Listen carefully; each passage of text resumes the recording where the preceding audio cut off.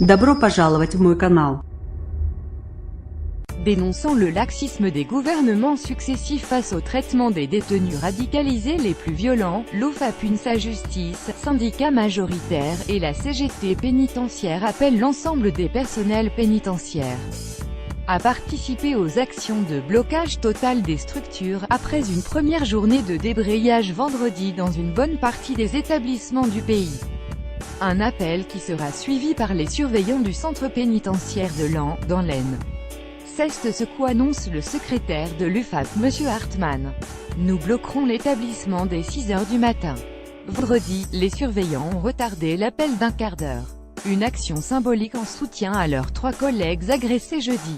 À Vendin-le-Vieil, une centaine de surveillants du centre pénitentiaire étaient mobilisés devant la prison. Les surveillants pénitentiaires de Valenciennes bloqueront également tous les mouvements de la maison d'arrêt dès 7 h. Ceux de Vendin-le-Vieil suivront évidemment le mouvement, à l'exception du personnel médical.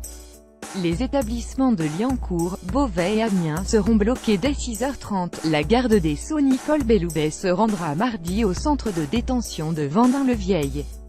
La ministre a diligenté aujourd'hui même une inspection pour faire la lumière sur les conditions et les circonstances ayant conduit à cette agression, a indiqué son ministère dans un communiqué. Les syndicats seront reçus à la chancellerie demain par le cabinet de la garde des Sceaux. La ministre les recevra dans les prochains jours. Selon le texte, 3 fonctionnaires blessés à l'arme blanche au centre pénitentiaire de Vendin-le-Vieil. 3 gardiens ont été blessés jeudi à l'arme blanche par l'islamiste allemand Christian Gancharski, un des instigateurs de l'attentat contre la synagogue de Djerba, Tunisie, qui avait fait 21 morts en avril 2002.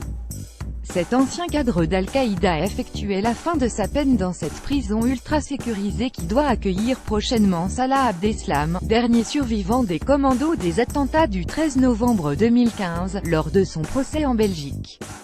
Les syndicats demandent par ailleurs à être reçus sans délai par la garde des Sceaux et exigent la mise à pied immédiate du chef d'établissement, responsable par ses décisions, de la mise en danger des surveillants.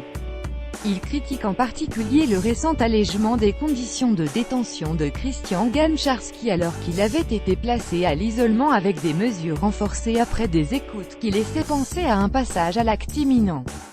Les surveillants, qui connaissent le mieux les détenus, qui les voient toute la journée, ne servent quoi à ouvrir et fermer les portes, on ne les écoute pas. Les conditions de travail sont inadmissibles, a réagi Christopher d'Orangeville, le secrétaire général de la CGT pénitentiaire, signataire de l'appel à manifester aux côtés de son homologue de l'OFAPUNSA, Jean-François Forget. Le parquet de Paris sur l'enquête et la section antiterroriste du parquet de Paris a annoncé qu'elle se saisissait de l'enquête. Elle a été ouverte du chef de tentative d'assassinat sur personne dépositaire de l'autorité publique en relation avec une entreprise terroriste. Selon l'administration pénitentiaire, les prisons françaises comptaient fin décembre 504 détenus prévenus ou déjà condamnés incarcérés pour des faits de terrorisme et environ 1200 personnes considérées comme radicalisées, majoritairement dans les établissements de la région parisienne.